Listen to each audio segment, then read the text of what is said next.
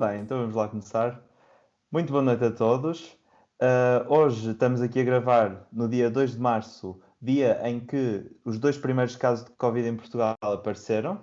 Hoje trazemos cá o plano de recuperação e resiliência e também um pouco sobre moratórias. Começando com o plano de recuperação e resiliência, este plano, como toda a gente sabe, veio muito tentar planear os próximos meses de recuperação, meses e anos de recuperação económica que Portugal terá. Começou a ser elaborado pelo engenheiro do Instituto Superior Técnico Costa e Silva como consultor externo do Governo. Depois, passado alguns meses, este plano já sofreu bastantes alterações, críticas e também elogios. E vamos ver hoje o que é que está em causa e o que é que também vocês acham sobre este plano. Este plano foi publicado e está agora aberto para a apreciação das pessoas e também de empresas, e será em breve apresentado em Bruxelas para, posteriormente e supostamente, esses fundos serem aplicados, os fundos que vierem para Portugal, serem aplicados ajudando à recuperação económica, a chamada, até agora, bazuca europeia. Pronto, para começar hoje, então, dou a palavra ao Tomás e gostava de saber qual é a tua apreciação geral sobre este plano, que com certeza leste. Ora, muito boa noite. Bom, primeiro eu acho que é importante percebermos mais ou menos os números, perceber o que é que implica o plano. São 13,9 milhões de euros em subvenções, é dinheiro a fundo perdido, que é a mesma coisa que dizer, assim, uma linguagem mais simplista, o Estado português não vai ter de o repor, é dinheiro que vem e não tem de voltar. E depois há 2,7 mil milhões previstos em empréstimos. É uma taxa de juros muito baixa, mas que ainda não está assegurado que Portugal vá recorrer a essa verba. Ora, em geral, fazendo uma apreciação geral do plano, sinceramente não me convence. Não me convence porque isto é a grande arma que Portugal tem, que todos os países vão ter para fazer face àquela que se calhar vai ser a maior crise, maior se calhar ainda do que a 2011. É a grande arma para o país recuperar tudo o que perdeu com esta pandemia e não me parece que o plano contemple as medidas ou medidas suficientes, não digo que estou de desacordo com todas as medidas contempladas, mas medidas suficientes para de facto alavancar Portugal. Eu até começo de uma forma mais fácil por referir-me até a palavras como tu falaste, o primeiro redator, digamos assim, do plano, o esboço inicial, o António Costa e Silva, que recentemente já teceu, digamos, não sei se lhe chamaria críticas, mas deixou um parecer não tanto muito favorável em relação a uma situação que é o plano. Não há números no plano que sustentem e justifiquem nenhum dos investimentos. Não há impactos económicos, não há medição de impactos económicos, não há impactos custo-benefício a cada projeto, ou seja, não é possível perceber exatamente quais os resultados económicos que aquele plano trará. O que só por si já é um grande problema. São medidas e não compreendemos que impactos elas terão. E é uma crítica, digamos assim, feita exatamente por quem esboçou a primeira versão do plano e que deixou, segundo disse, nota ao Governo que deveria ser que esses impactos económicos deveriam ser inseridos no plano. É importante também dizer que isto não é necessariamente uma versão final, está sujeita a alterações, a Ministra da Presidência já disse isso mesmo, poderão ser feitas pequenas alterações. Depois, perceber para onde é que vai o apoio. Cerca de 1/3 do apoio, ou melhor, apenas cerca de 1/3 do apoio, vai para as empresas, vai para o setor privado. Ou seja, 2/3 são para o Estado, são para investimento do Estado, vão ser o Estado investir no próprio Estado. É necessário, esta diferença tão grande de 1/3 para as empresas, 2/3 para o Estado, acho que é demasiado. O setor privado foi o setor mais afetado pela pandemia. Não foi necessariamente o Estado. Há modernizações necessárias para fazer, mas ao nível privado parece que continua a ser, o privado continua a ser o parente pobre, que não recebe verbas, não recebe investimento e sinceramente, não me parece que haja de facto uma estratégia que vá, como eu já disse, alavancar o país, aumentar a nossa competitividade enquanto país e aumentar a competitividade das nossas empresas. Eu acho que é um bocado por aí. Obrigado. E tu, Morteira, concordas com o que o Tomás disse? E também o que é que achaste do plano? Bem, antes de mais, boa noite a todos. Mais uma semana aqui com um novo episódio de Mesa Menos Um. Muito contente pelos resultados que estamos a obter nos anteriores episódios. E espero que as pessoas também estejam a gostar. O tema de hoje traz-me boas e más recordações de tempos passados e uma visão, uma grande incógnita quanto aos tempos que se seguem, digamos assim. Primeiro, queria deixar uma nota sobre a quantidade de dinheiro com que a União Europeia se dotou para conseguir fazer este financiamento aos 27 países da União. Estamos a falar de 1,8 bilhões de euros, que é mais nada do que um número com 13 casas decimais, 11 zeros, aproximadamente 1,8 bilhões de euros. Ou seja, é uma verba gigantesca, obviamente. A Portugal cabem 57 mil milhões de euros distribuídos até 2030. Inicialmente vamos receber cerca de 13 mil milhões em subvenções, ou seja, a fundos perdidos, com a possibilidade de recebermos cerca de 2 mil milhões a crédito com juros muito baixos. A pergunta que fica, e como o Tomás referiu, e acho que todos os setores ideológico-político-partidários, é como dividir este bolo, não é? Portanto, certamente cada pessoa terá a sua opinião sobre como seria a melhor forma para dividir estas quantias. Os números que eu consultei estão disponíveis, e também queria fazer essa referência para que, caso alguém queira visualizar o documento, estão disponíveis no PRR Consulta Pública. Podem consultar este documento. Este documento teve em consulta pública, o que significa que todos os cidadãos poderiam participar desta consulta pública, dizendo onde achavam que as medidas deveriam ter sido estruturadas. Essa consulta pública já terminou, mas falando nos planos apresentados neste documento, eu acho que, essa divisão do privado e do Estado em 1/3 para 2/3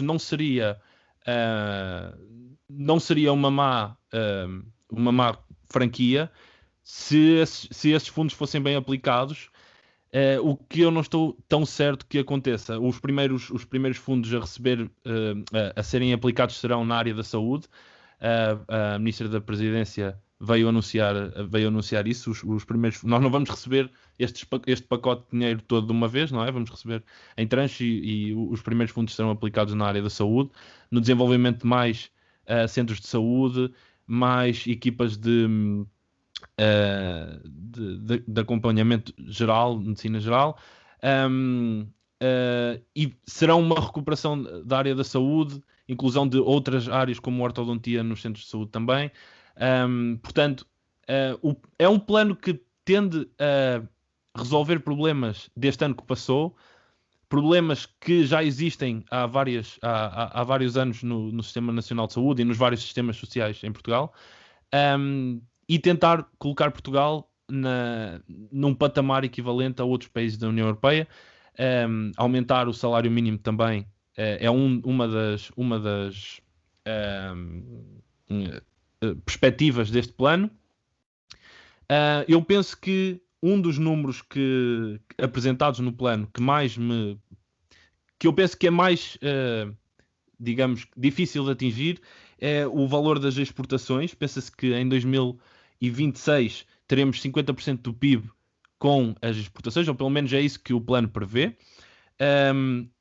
Recordando que em março de 2020 este número estava muito abaixo deste valor, ou seja, 50% do PIB em exportações era inatingível, obviamente, e 60%, portanto, da riqueza gerada pelas exportações estavam alocadas ao turismo. Ou seja, nós temos, de facto, uma capacidade produtiva muito deficiente.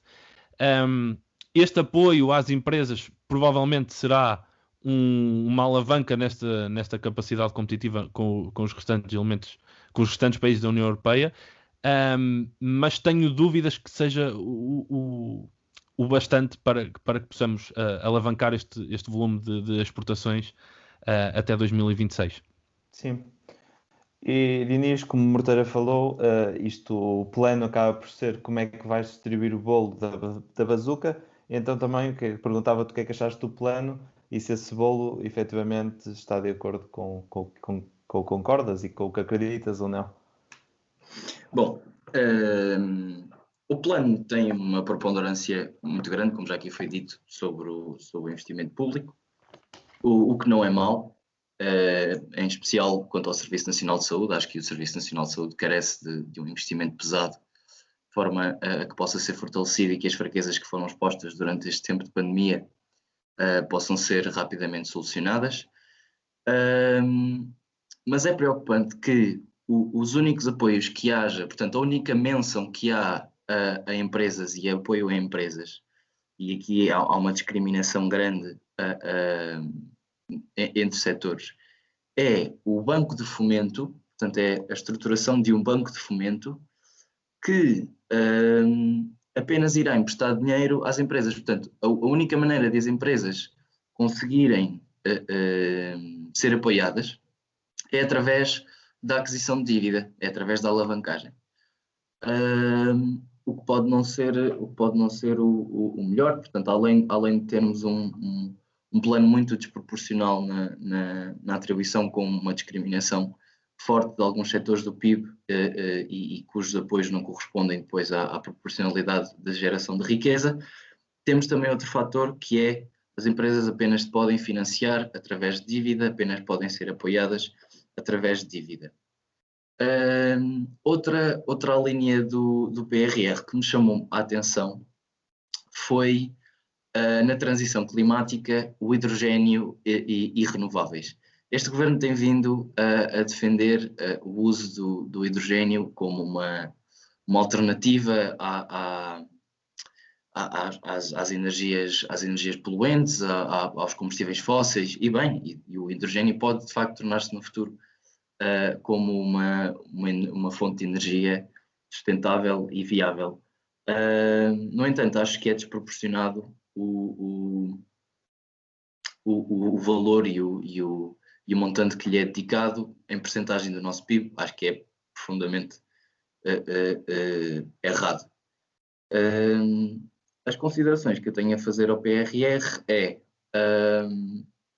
a principal falha que ele tem é mesmo a alocação de verbas ao setor privado, que é de facto insuficiente, e por meio da alavancagem, o que pode trazer problemas no futuro, especialmente às pequenas e médias empresas.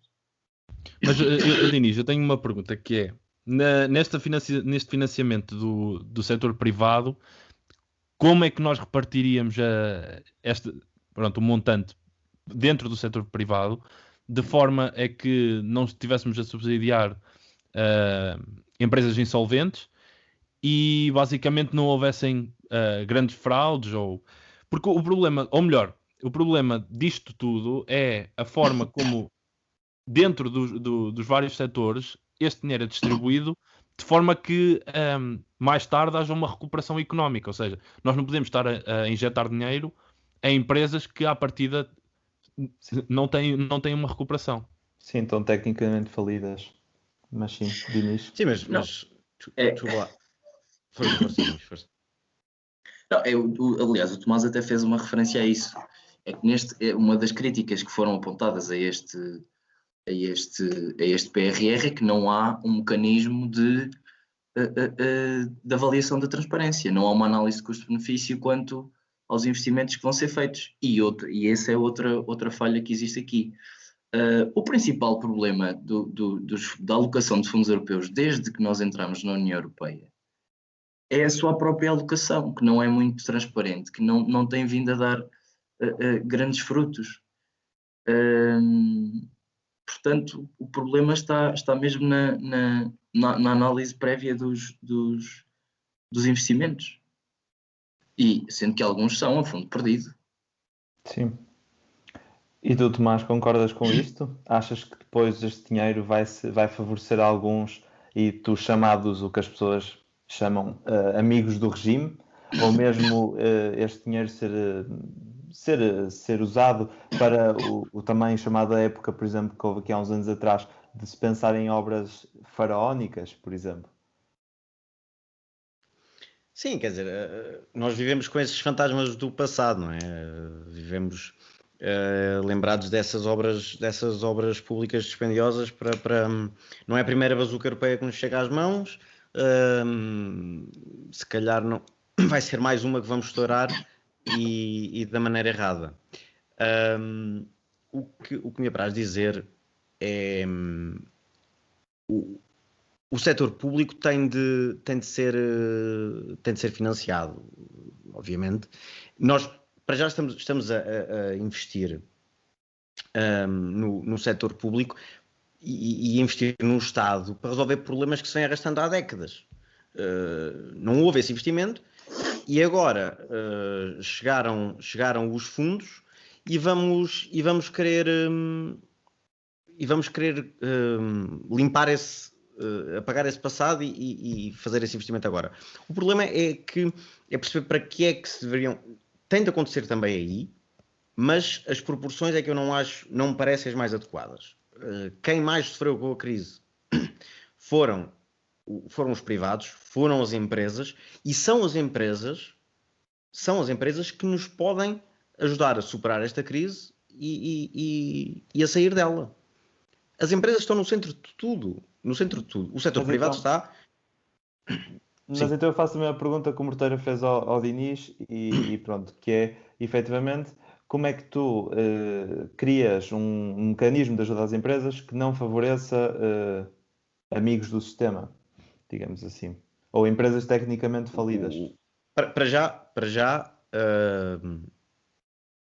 este plano visa, sobretudo, pequenas e médias empresas. Não visa investimentos em grandes empresas. Acho que a definição de grande empresa está para cima de 250 trabalhadores. Portanto, as que criam mais postos de trabalho nem estão propriamente a ser visadas, o que é um bocado, enfim, discutível. Agora, o plano, se tu me perguntas em relação às empresas que estão insolventes ou que brevemente ficarão insolventes, porque até vamos falar da questão dos moratórios neste momento, ainda não têm que pagar, quando chegar à altura de pagar é que vai ser mais complicado. O objetivo é exatamente, a meu ver, evitar essa questão, porque isto depois vai tudo andar num círculo vicioso de as empresas são insolventes, vão ter de fechar portas, vão-se perder postos de trabalho e daí passamos para as famílias e todo este círculo, que é a economia, vai ser mais uma vez a economia de Portugal a regredir e vamos nos encontrar numa situação muito complicada. Sim. Se não forem direcionados mais apoios, e não vão ser, mas e então, Morteira, em vez deste sistema alternativo aos chamados, podemos chamar-lhes subsídios às empresas ou mesmo apoios, o que é que achas, por exemplo, de uma redução de impostos em termos de empresas para tornar Portugal mais competitivo? Bom, eu acho que isso seria ainda outra discussão que poderíamos ter aqui, a forma como as empresas estão a ser taxadas em Portugal. E os próprios contribuintes estão a ser taxados em Portugal, mas acho que, ainda voltando à questão da forma como os fundos vão ser distribuídos, e voltando aos monstros do passado, falamos assim, no governo de Cavaco Silva foi quando nós recebemos a maior tranche de fundos europeus antes de... Pronto, previamente, nós, após a entrada na União Europeia, foi uma época que muitos dos nossos pais apelidam das vacas gordas, o tempo das vacas gordas, de certeza que todos nós já ouvimos essa expressão.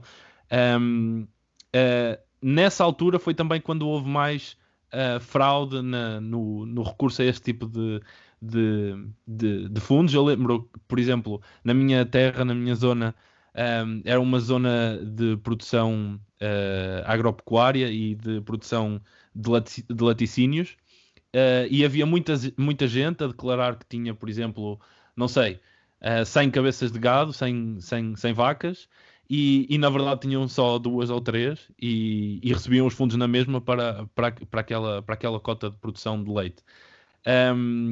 E pá, desta forma foram distribuídos muitos milhares de euros e muitos milhares de contos até, eventualmente. Ou até mesmo, por exemplo, os negócios da Expo e a forma como a Expo foi construída.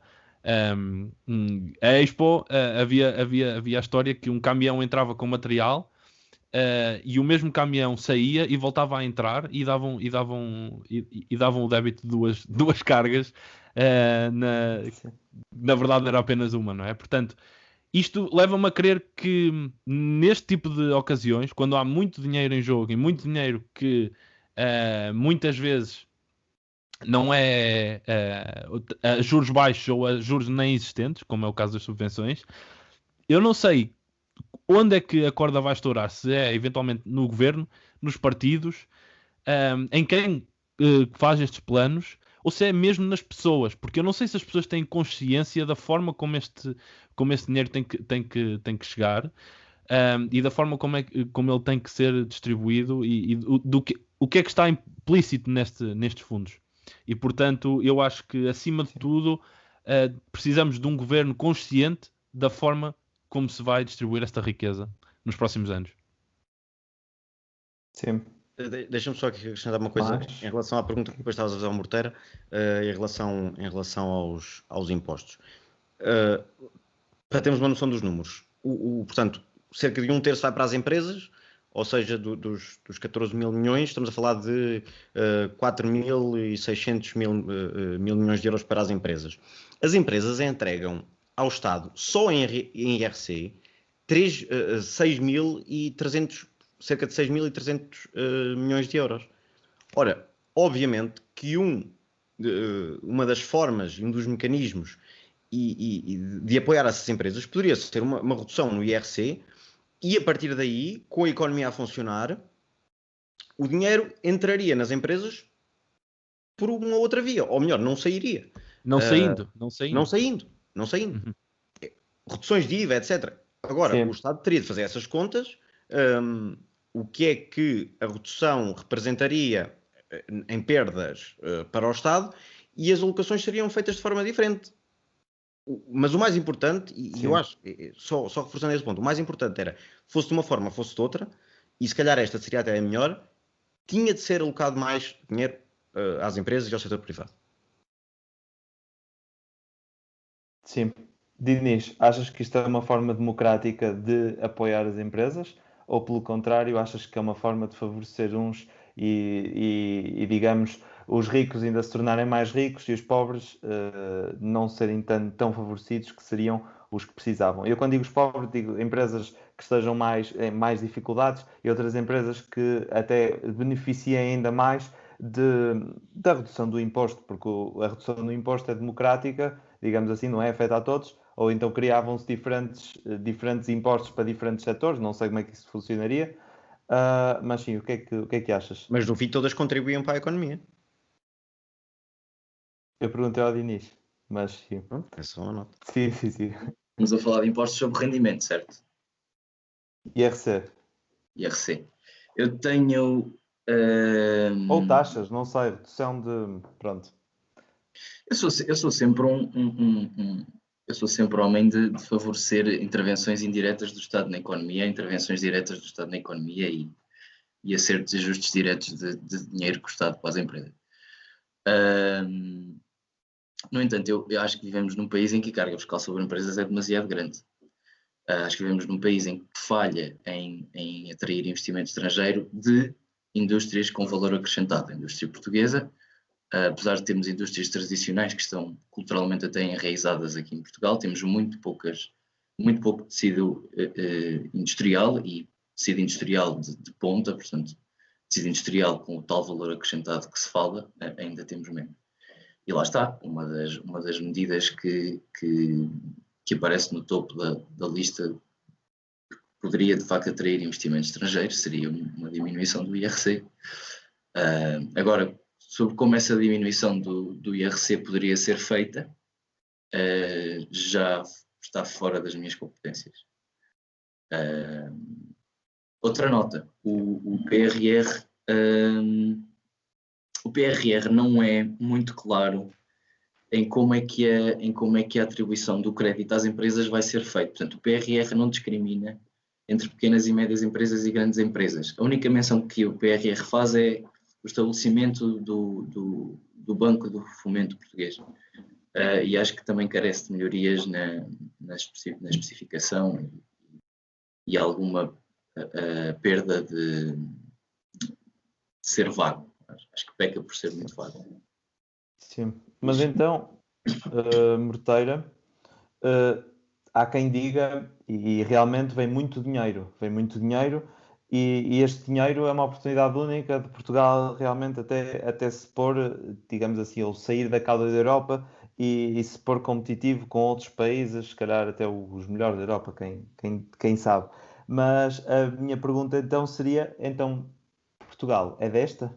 É desta que efetivamente vai haver uma mudança? Não vai? Será que é com este plano que vamos conseguir crescer?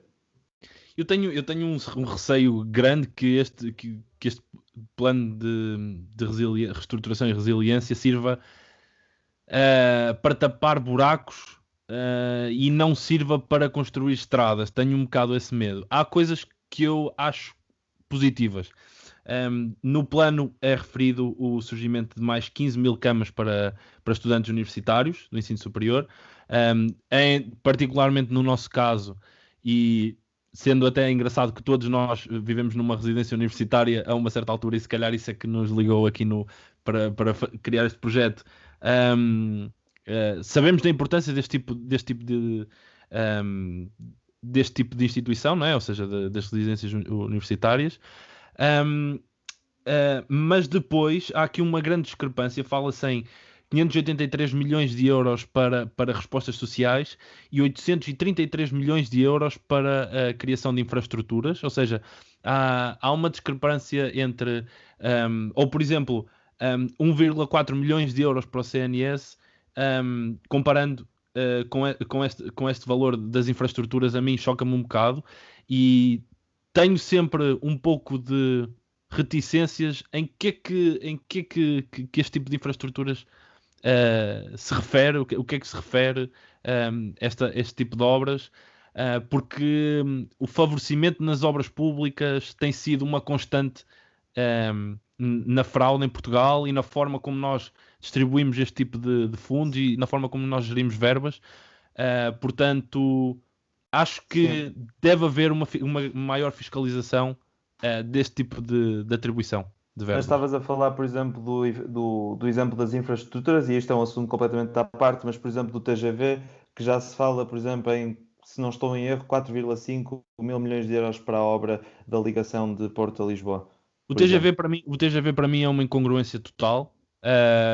Isto é outro assunto, mas sim, se quiseres uma breve nota.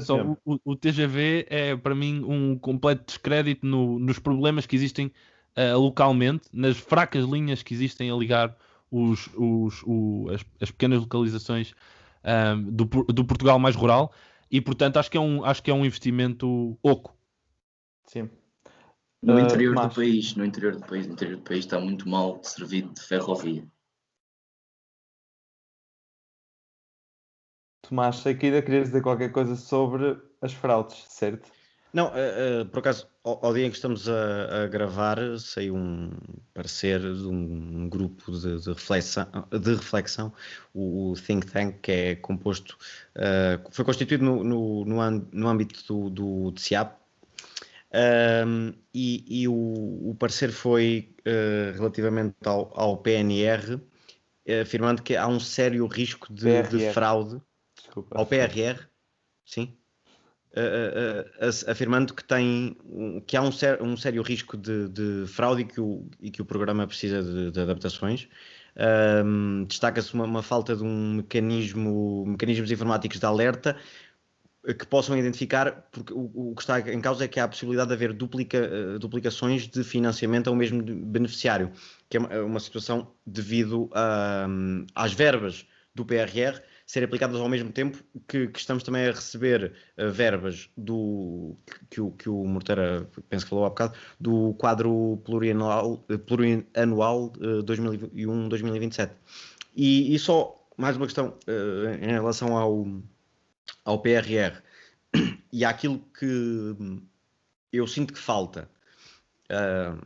Acho que já mencionaram, os meus dois colegas já mencionaram o que é que está bem, o que é que, nomeadamente, o essencial investimento no SNS, mas há outra coisa que eu sinto que falta, e até quem teve oportunidade, se não tiveram, até recomendo de ver o espaço de comentário semanal do Paulo Portas no Jornal da Noite da TVI, em que ele faz uma análise ao plano muito interessante, baseado numa contagem de palavras. Pode parecer muito, enfim, nem tem muito sentido. Acho que tem todo o sentido. Acho que tem muito sentido. Nomeadamente, faço destaque a duas que ele enuncia, que são as palavras hotelaria e restauração. Têm um total de 0 menções em todo o plano. 0 menções. 2 dos setores, se não os 2 setores mais afetados pela pandemia. Não é compreensível, e sobretudo 2 setores ligados portanto, estão ligados ao turismo, o principal ou das principais exportações de Portugal, o principal alavancador da nossa economia. Não haver menções à hotelaria, ao setor hoteleiro, ao setor da restauração, enfim, não me parece minimamente sério, e depois o setor da cultura também a passar muito ao lado. Sim. E Dinis, então eu queria te perguntar, então, o que é que falhou, por exemplo, na criação do portal, que houve partidos que, por exemplo, propuseram a criação de um portal para a gestão dos fundos e também para o portal de transparência dos fundos europeus, mas também há quem diga que os fundos europeus são os fundos mais bem fiscalizados aqui em Portugal, como por exemplo Daniel Oliveira disse, já quando se começou a falar da bazuca europeia, disse precisamente isto no Eixo de Mal. Se ele estiver a ver, nós mandamos aqui um abraço e pronto. Mas o que é que achas? Agradecer desde já ao Daniel Oliveira que nos tenha seguido no Instagram, agradecemos bastante o apoio. Por outro lado, eu não acho que a questão dos fundos europeus aqui em Portugal seja a mais bem fiscalizada. Antes, pelo contrário, eu vou muito de encontro à opinião do meu colega António Morteira, quando diz que não são muito bem fiscalizados. Não existe um follow-up. É assim, eu acho que parte muito de haver este problema. Portanto, reúnem-se os requisitos para se apresentar uma candidatura a fundos europeus, mas não é feito um acompanhamento, um follow-up de como é que esses investimentos são feitos. Portanto, eu se chegar a uma instituição pública e requisitar financiamento para um projeto que queira dinamizar em uma área qualquer da economia, e se cumprir uma data de requisitos, dão o financiamento e não é muito, e já foi mais difícil, já foi mais fácil, aliás, mas continua a ser encorajado, mas não fazem um follow-up de como é que o meu dinheiro é investido. Não existe a procura por resultados.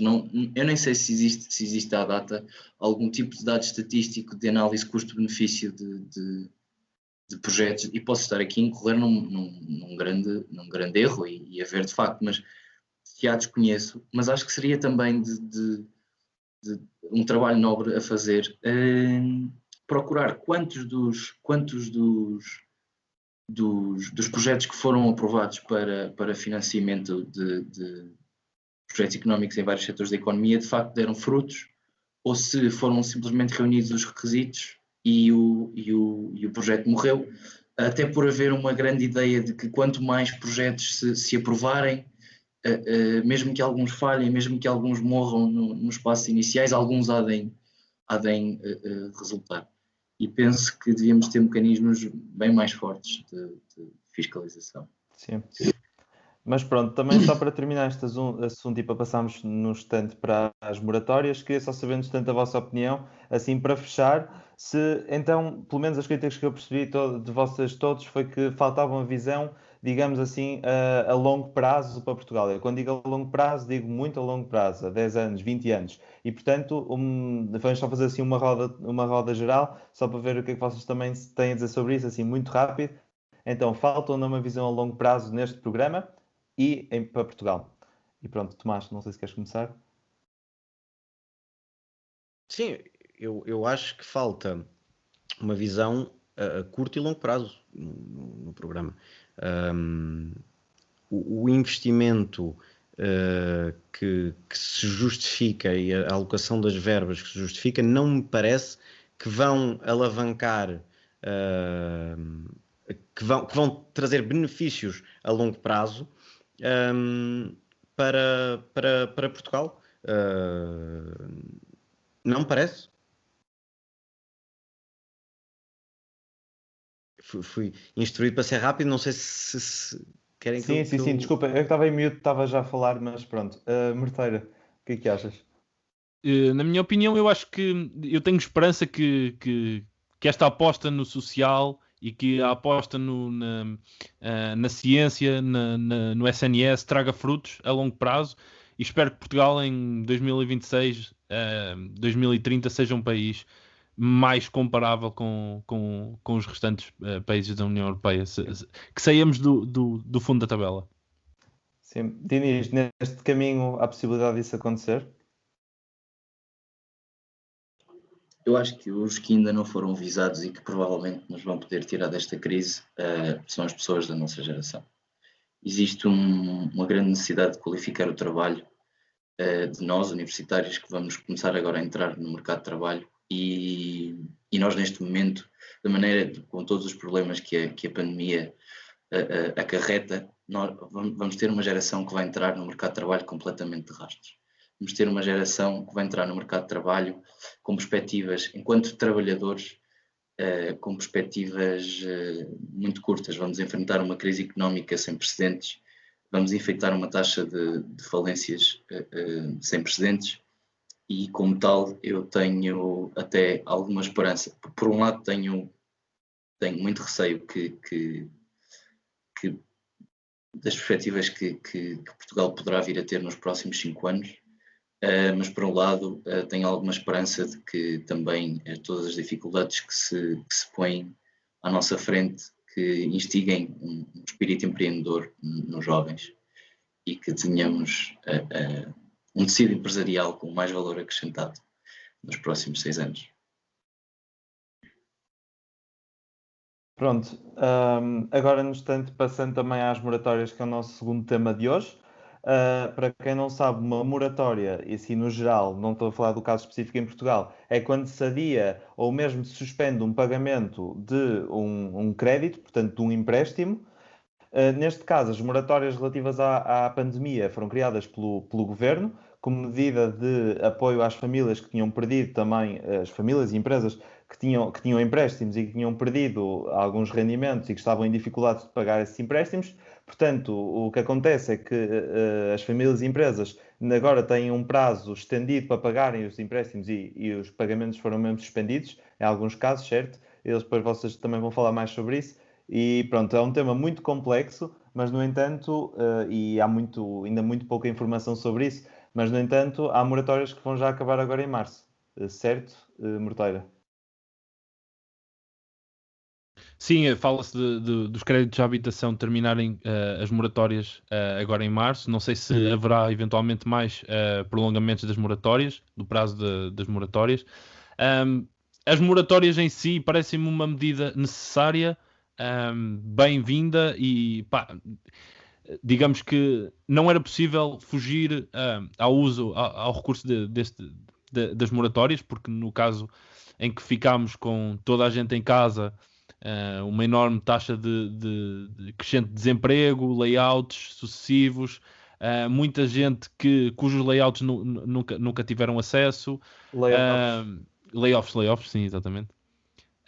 Portanto, as moratórias eram um recurso inevitável, digamos, nesta altura. Eu tenho medo do que vem a seguir, não é? Tenho medo porque na minha situação eu não estou em risco não estou em risco enquanto trabalhador estudante, e no meu posto de trabalho não tenho problemas em que este posto cesse, provavelmente. Estou a trabalhar para uma empresa estrangeira, mas penso que mesmo do final das moratórias haverá muita gente ainda com situações precárias de desemprego ou redução salarial, e portanto o pagamento não será possível nessas moratórias. Eu acho que vamos ter uma crise imobiliária sem precedentes. A bolha teria que rebentar um dia em Lisboa, e acho que é um dos temas que temos para as próximas edições de Mais ou Menos Um, mas o custo imobiliário em Lisboa está super inflacionado, como toda a gente sabe. O valor das rendas é altíssimo e, portanto, vai haver muita gente a precisar de vender imóveis. E vamos ver como é que a banca lida com isto, porque a banca, na verdade, não quer os ativos, quer que as pessoas continuem a pagar. Sim. E tu, Tomás, achas que isto é uma medida, claro, inevitável, mas, no entanto, consideras que seja um problema que esteja a ser varrido para debaixo do tapete? Eu acho que não encontraria sequer a melhor expressão, que é um bocado como que estamos a varrer para debaixo do tapete o problema. Eu concordo com o que o Morteira disse, é uma medida necessária. Caso contrário, o que estamos agora a adiar, porque supostamente estaríamos a tentar arranjar uma solução, rebentaria na altura, seria catastrófico. Agora, não é suficiente. A moratória só por si existir não é suficiente. Tem de haver uma solução para a saída. Não me parece que exista. É um problema. Pronto, eu vou tentar ser o mais sucinto, sei que temos pouco tempo. Acho que é importante percebermos a dimensão dos números. Para se ter uma noção, a bazuca europeia são, a fundo perdido, portanto, 14 mil milhões de euros. Só em moratórias, a banca tem moratórias 46 mil milhões de euros. Portanto, são 3 bazucas em moratórias. 17% do crédito das famílias está em moratória, 32% do crédito das empresas está em moratória. E aqui é que está o maior problema. Porque as empresas, obviamente, percebe-se, são as que empregam as famílias. Se as empresas entrarem em cumprimento, acabarem por eventualmente até falir, fechar, passaremos o problema para as famílias, o tal ciclo vicioso que falei. Já saiu a notícia que cerca de 60 mil famílias estão em risco de perder a casa. Nós somos o terceiro país da União Europeia com mais contratos em moratória. Como o Morteira disse, já haverá algumas cessações já agora a 31 de março. Vamos ver se vão ser estendidos prazos ou não. Agora, estender só por estender não é suficiente. É tal coisa, estamos a varrer para baixo do tapete, estamos a empurrar os problemas com a barriga e a fingir que não existem. Eu acho que poderão ser uma bomba relógio, prestes a rebentar-nos nas mãos e gravíssimo para toda a economia portuguesa, desde o setor imobiliário, onde certamente que vão haver descidas abruptas e, como o Morteira falou, especificamente em Lisboa, do preço das casas. Mas bom, esperemos que se consiga arranjar uma solução de saída, porque só a moratória por si não é suficiente.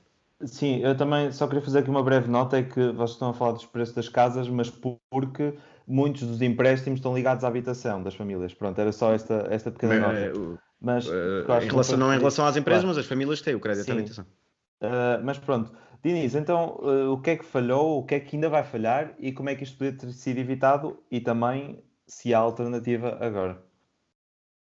Neste momento eu não vejo outra alternativa, não é? Não vejo outra alternativa. Nós somos um país profundamente endividado.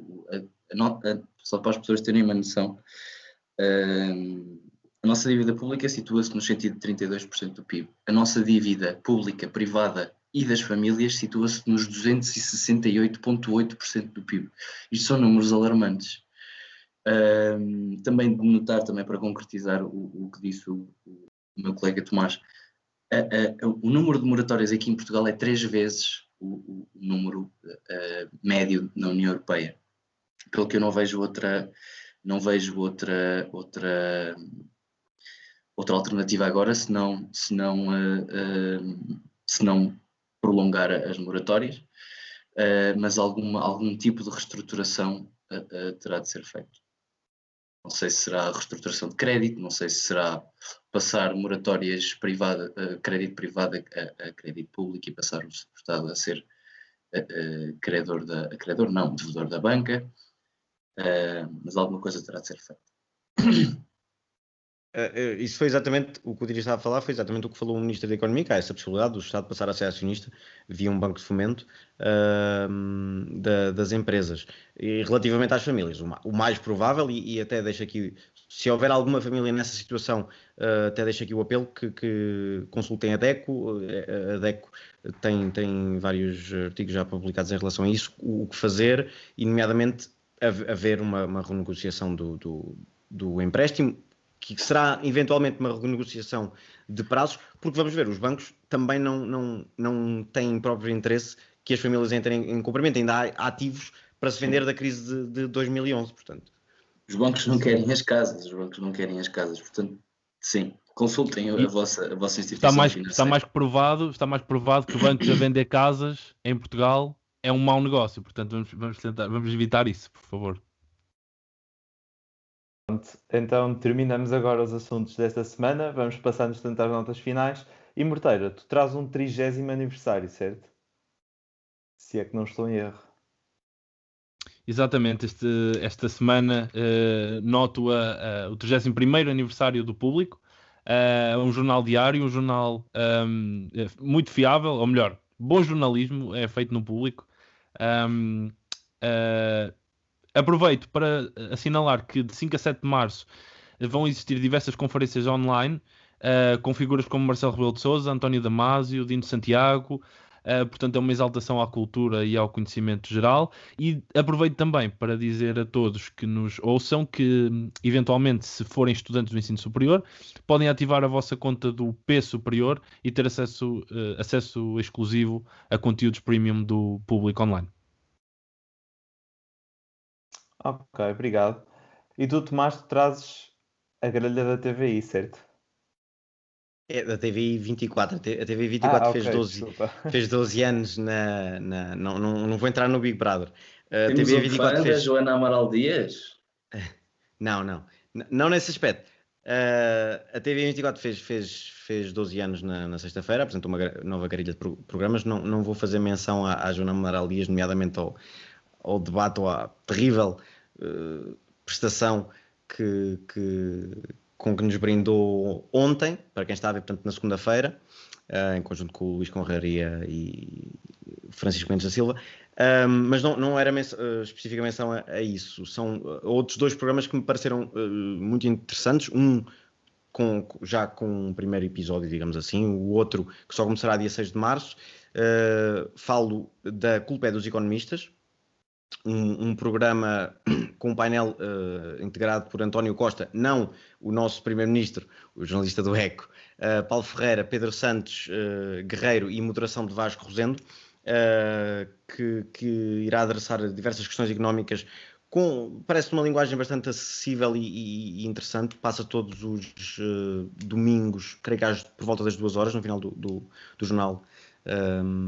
E o outro programa, que esse ainda não estreou, tivemos um pequeno teaser, chamemos-lhe assim, na quinta-feira passada, A Lei da Bolha, com Sebastião Bugalho e Sérgio Sousa Pinto, e moderação de Filipe Santos Costa, que me pareceu, e pelo pequeno teaser a que tivemos acesso, um programa muito interessante. Se calhar são 2 interlocutores, não teríamos assim, não juntaríamos à primeira vista, mas são 2 pessoas que eu gosto de ouvir e tenho muito interesse em dia 6 de março assistir ao primeiro programa, e recomendo a todos em casa. Fora o mês a menos um, obviamente. Ok, claro. Mês a menos um e depois também os programas da TV 24, claro. E tu, Dini, já como na semana passada também nos trouxeste uma sigla, esta semana também traz outra sigla, certo? Trago uma sigla e um jubileu interessante. Cumpriu-se no dia 1 de março os 25 anos da aprovação da maioria parlamentar, na altura constituída por PS e PCP, da amnistia aos condenados das Forças Populares 25, ou FP25, que se trata do maior grupo terrorista alguma vez criado em Portugal, enquanto somos democracia e nos conhecemos como uma democracia. Ressalvar a história das FP25 e, antes de mais, ressalvar a história das suas vítimas. Trazam-se 14 cidadãos inocentes, 2 terroristas em assaltos a bancos e outro assassinado por vingança por se ter tornado dissidente da organização. Eu trago hoje esta amnistia porque isto não é do conhecimento geral e quanto mais nova a geração, menos conhecimento há acerca destes períodos da nossa história, e achei interessante que se soubesse mais sobre isto e que as pessoas tirassem mais do seu tempo para investigarem sobre estes assuntos. Ok, eu hoje também trago também um assunto mais ou menos semelhante. Trata-se de um assunto que remonta, ou aliás, um relatório que remonta aos tempos após 25 de Abril, e acontece o seguinte: eu trago o relatório das sevícias, e isto é muito interessante porque estava hoje a ler o jornal, e efetivamente existe um arquivo de documentos e de livros da Presidência da República, e há certos volumes que estão classificados como secretos. E é muito interessante que este livro aqui, que é um relatório da Comissão de Averiguação de Violências sobre Presos sujeitos às autoridades militares. E foi um relatório que foi mandado conduzir, ou pelo menos pelas forças revolucionárias daquela altura, que foi constituída uma equipa para averiguar e para relatar os casos de violências sobre os presos daquela altura político. Sim, os presos sujeitos às autoridades militares entre o período entre 25 de Abril e o 25 de Novembro. Pronto, isto é um relatório muito interessante que foi tornado público esta semana, esta semana já passou, foi dia 22 de Fevereiro, pelo Presidente Marcelo Rebelo de Sousa. Ele desconhecia que o documento estava secreto e, portanto, tornou-o público. E é um documento bastante interessante, podem vê-lo já no arquivo da Presidência da República, e que fala sobre, em forma de relato, atrocidades que foram feitas nesse tempo. E é interessante explorar porque conta um bocado da nossa história enquanto da Revolução, e de história desconhecida porque até agora era secreto. E pronto, terminamos o episódio de hoje. Muito obrigado a todos os que nos estão a ouvir e até para a semana.